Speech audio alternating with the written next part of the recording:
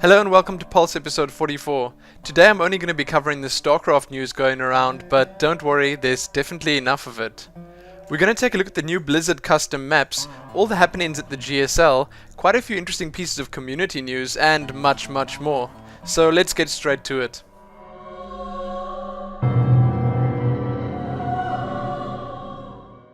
Blizzard challenged us to submit our comic creations to the Blizzard Comic Contest, and, as expected, the entries never failed to amuse and amaze. Blizzard have been picking deserving winners every 2 months, and now they're ready to reveal the next, most recent set of winning comics. Enjoy the comics, and Blizzard asked that we all join them in congratulating the winners. The creator of each winning entry has received a same as cash gift card for their artistic efforts, and you can too. Yes indeed, the Blizzard Comic Contest is an ongoing event, and if you fancy yourself a master of mirth, well, get to it. Below you can find the latest batch of winners along with details about how you or anyone else can enter. Airchef, Star Jeweled and Left to Die, the 3 new Blizzard-made custom maps for Starcraft 2 are now available for beta testing on Battle.net. And yes, as of recording this, they are available on both EU and US servers. Blizzard tell us that while these custom maps are still under development and they don't have a release date to share just yet, they wanted to give everyone the opportunity to test them out and give feedback before they're officially released. That does sound pretty good, so to help us get started, Blizzard gave us a quick summary of each custom map as well as some basic instructions on how to play them. So you can read the official announcement below and get testing right away. Part 404 of the Heaven's Devil's Lost Transmission posts has been released. These reveal previously unreleased communications between UNN reporters Max Spear and Michael Liberty. As I keep mentioning, each broadcast offers a glimpse into the maneuverings of both the Confederacy and the Outlaws James Rayner and Tychus Finlay, formerly of Heaven's Devils. So if you need to catch up on the previous entries or want to check this latest one out, you can do so in the links below or over at the official StarCraft 2 community site. Blizzard made a couple of interesting announcements recently concerning the official ladder map pool. One good piece of news is that Shakura's Plateau is back and better than ever. Well, it's exactly the same minus the bugs, so I guess it is actually a little better. A few of the other maps have been republished too to fix an issue with Zerg creep killing foliage on the map, thereby allowing players to spot where the Zerg spawned. Lastly, it seems like Jungle Basin is set to be removed from the map pool for balance evaluation. It will apparently remain unavailable for ranked play until further notice. This announcement came after the addition of the Gold Mineral expansion on Jungle Basin, so if you want to read the full announcement you can do so below or just check it out on your screen right now. The World of Starcraft mod for Starcraft 2 has been the talk of the town recently and has most definitely become increasingly interesting over the past week. The mod's creator, Ryan Windsor, has since the previous drama about the mod being removed from YouTube due to copyright claims, had quite a good streak of luck. He may or may not have received a job offer or at least a mention of one from Riot Games, and the big guys at Blizzard themselves directly responded to the whole thing. They pretty much apologized and said that they wanted the whole thing resolved and didn't mean it badly in any way, it was just about the name. So Mr. Windsor was then offered a chance at meeting with the StarCraft 2 development team at their headquarters in California. Blizzard will apparently be paying for his travels and his stay there, they just have to work out the dates. That is definitely a lot of drama for 1 week of a college student's life, and truly a dream come true for anyone looking to get into game development. So if you want to read all about this and more, you can check out the post below courtesy of Kotaku. It includes all the information of the entire thing and a pretty lengthy interview with the modder himself. Enjoy! The top 200 lists have been updated once again. You can find the North American, European, Korean and Southeast Asian lists below. Enjoy! The GSL Code S semi-finals have been completed and we have our finalists. Marine King Prime faced off against Jinro and took him down with a rather impressive 3-1. I Am MVP also faced off against former GSL champ Nest and defeated him with the same score of 3-1. That does indeed mean we'll be seeing a Terran vs Terran finals between MVP and Marine King, so be sure to tune in this coming Saturday for that. The Code A finals on the other hand have already been played and OGS Top has been crowned the winner. He faced off against and narrowly beat Zenex Biyun in the finals with a score of 4-3. You can read all about the happenings in the Code A below if you wish. Other than all of that, there have been a few upsets with the whole up and down Code S to Code A to Code S thing. As far as I can tell, big name players such as Pult Prime, TSL Rain, and Maka Prime all getting dropped down to Code A. Players moving up from Code A to Code S, or those that are just staying in Code S, include the following names: Kirik Zenith, Fox Lin, OGS Inca, OGS The Wind, and a couple more. Yes, I may have missed a few or misread a few, but it's just incredibly confusing, so I apologize for that. That doesn't make it any less exciting though, so you can read all about the Code S to Code A to Code S to Code A stuff below. Enjoy.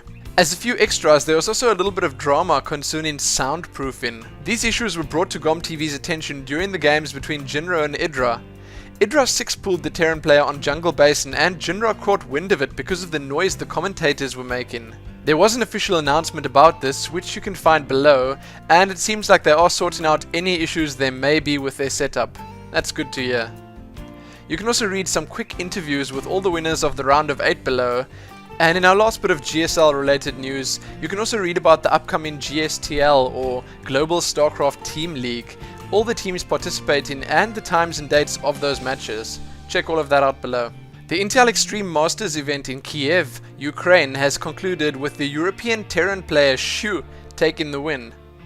He faced off against and dispatched White Ra or Duckload Ra in the finals with a score of 3-1. The games were pretty good and Shu was definitely on form on the weekend. He only lost a total of 2 maps throughout the tournament. If you want to read more about this event or see the full results, you can find that all below. In some other IEM news, the 4 players that managed to qualify for the Intel Extreme Masters World Championship last weekend are being joined by 1 more. Up-and-comer Moonglade will face off against well-known Chinese player Loner for that last spot on January the 27th. The winner does not only get a spot in the World Championship, but also $1,000 paid travel expenses and accommodation during the finals. Great stuff. Read more about their upcoming encounter below. This February, Fnatic MSI Play will begin its first venture into Starcraft with its inaugural tournament. Yes indeed, this maiden Starcraft 2 tournament is set to take place on Sunday the 6th of February and sports a decent set of prizes valued at $3,000. Anyone with a European Starcraft 2 account can compete, and well, everyone really should. Why on earth not? So if you want to sign up or just want to read more about the event, check below or check on your screens right now. Enjoy. Now let's check the tournament and event smalls out. The SK Champions Trophy is set to happen once again on the European and North American servers on January the 29th.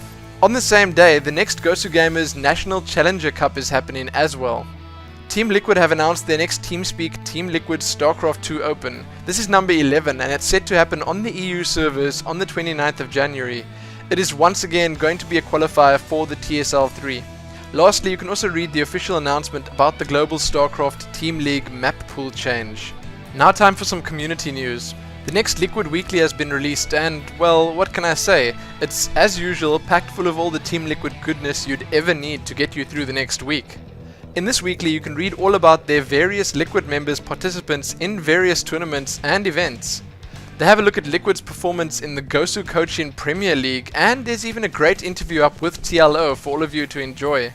All of that and more can be found in Liquid Weekly number 25, linked below. Ah yes, another beautifully performed song by Total Biscuit.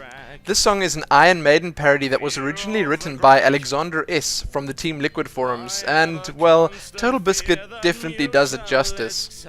So, in honor of the mighty Graken's victory over lesser nerds in the GSL, brought to you, as I mentioned, by Alexander S. and Total Biscuit, here's Fear of the Grak. There's even an MP3 download link for all of you that want this for keepsies. Below I've also linked a few other Idra funnies, including Grak to the Future, Captain Grak Sparrow, and Grak Hawk Down. In even more Idra related news, Artosis recently cornered Idra for a quick interview about various topics quite a few people were keen to hear about. This was done soon after his loss to Jinro, and Artosis talks about the game that some feel Idra quit prematurely, the rest of the GSL, and even about his predictions for the next season, so watch the video and enjoy. This Is Game has their next in the series of StarCraft 2 Pro Gamer interviews up. This time they have a nice long talk with the one and only Fruit Dealer. If you missed the previous one with Marine King Prime, you can also find that below. Fruit Dealer talks about a great many things, including the state of the maps currently in the game, how weak Zerg feels right now, and his big plans for winning the GSL again. It's a great read for any Fruit Dealer fan or Zerg user out there, so check that out below. Out of their 10 nominees, Jonathan Jinro Walsh was voted by the Gosu Gamers readers as the best non-Korean of 2010. It seems like winning the MLG Dallas and being the first foreigner in many years to reach a semi-final in a Korean pro gaming league was more than enough to get him that first place. So if you want to see the Jinro highlight video and read more about Team Liquid's Wonder Boy and his achievements, with a quick interview to boot, you know where to look. Artosis is at it again. This time he's taken us on a tour of the newly rented apartment for a potential 8 foreign players from outside of South Korea. The apartment has everything from bunk beds, great looking bathrooms with electric toilet seats, a ready to use kitchen and capacity for, as I mentioned, 8 practice computers. The place looks great, and what makes the video even better is that John the translator is there too. Artosis also conducts a short interview at the end with John, wherein he mentions a few interesting pieces of information, most notable of which is that GomTV will be picking the players that get to stay in the apartment based on their previous accomplishments and their current ladder rankings, so head on over to Artosis TV on YouTube to check that entire thing out. The guy that brought us the amazing husky-infested marine sculpture and many others is back and in business. Well, sort of. The Notbush modeling website is back online and showing off some amazing new sculptures. I suggest you all give it a look and let me know what you think. I gotta say the detail in some of them is pretty amazing. Check that out below and wish the creator luck with getting a license to sell these from Blizzard. Enjoy. A new series has been started up by a big name in the Starcraft 2 community that you all probably know, DJ Wheat. In this series, titled Mini Wheat Learns to Play Starcraft 2, we see DJ Wheat's 5-year-old son start his Starcraft 2 career, trained by his father. The first episode of the series, Genesis, was released this past weekend and is a definite must-watch, if only for Mini Wheat's crazy banter throughout. So check that out below too. Lastly, in our community news, we have yet another Day 9 inspired song for all of you to listen to and appreciate. And I gotta say, I hope the fans never stop producing amazing content such as this, because this one definitely took a lot of time and work, and it's pretty catchy too. A definite must listen. You can check the video out below and find all the information, lyrics, and even an MP3 download link below. Enjoy. Now let's head on over to the community smalls. Infernal has joined Team Gosu Gamers, Naniwa has joined Dignitas, there's a nice interview up with Idra over at Gosu Trollin, the Berkeley Overmind has won the Starcraft 2010 AI competition. White Ra lets Team Liquid know that the chances of him going to Korea are pretty much 50-50. Polarfluke has a nice interview up with the Dignitas player Apollo. You can find an interview up with Randy over at Gosu Gamers. He's the winner of the National Challenger Cup. And Junro has also been interviewed by SK Gaming. In some local news, the February Polarfluke tournament is here. I proudly present to you the second Polarfluke tournament of 2011. Love is in the air. I probably said that wrong. The registrations are open and the date is set. This hotly anticipated tournament is set to run on the first weekend of February and, well, as all those before, is going to be great fun. As we all know though, fun isn't everything, and the guys and girls from over at Polarfluke are working hard at getting sponsorship organized for the event, and will reveal further details soon. Thus far, mygaming.co.za is the only sponsor on board with their normal 1,000 Rand. There will, once again, be a video stream and commentary for the entire weekend, so even if you don't fancy playing, you can still hang around, watch a few games, and just have a good time. You can read more about the event and register for it over at the Polarfluke website, which I have linked for you below. Be there. In some other local news, the guys from over at the Electronic Sports Zone, or ESZ, have officially announced their 2011 season. According to their website, the 5 main games hosted will be the following: Call of Duty 4, Heroes of New Earth, Quake Live, Counter-Strike 1.6 and Starcraft 2. Yes indeed, Starcraft 2 absolutely had to be there. They let us know that this list of games will definitely be played regardless of the number of teams participating. They definitely have some big things planned for the 2011 season, so if you're keen for some more local competition, you can check the full details out below. That's all I have for you for Pulse episode 44. I hope the Starcraft news was enough to get you through the coming weekend. I will in fact be away this weekend, but I have a couple of cool videos that I will be uploading while I'm gone. Otherwise, if you find yourself bored, you can check out my latest Mid-on ladder videos or any of the other stuff I've recently uploaded. And for those that were wondering, yes, Mothgirl will be back later this weekend with a vengeance. So, as usual, like it, favorite it, share it and subscribe, but most importantly, happy Starcrafting.